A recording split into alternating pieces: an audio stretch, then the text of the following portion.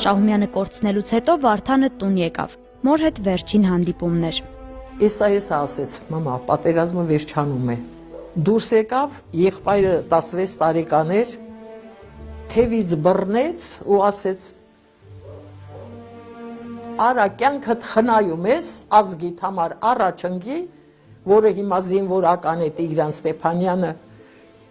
փոխգնդապետ, ուրախացա, որ եղբոր հետ գնում է, ձերքին խփեցի, ասացի, այնպես ես ասում, ոնց որ չոքել բերել ես, տանս դուռ ինչ ես փակում, ինչու ասեցի, սիրելիս, որդուս ճանապարհեցի, այլևս չտեսա։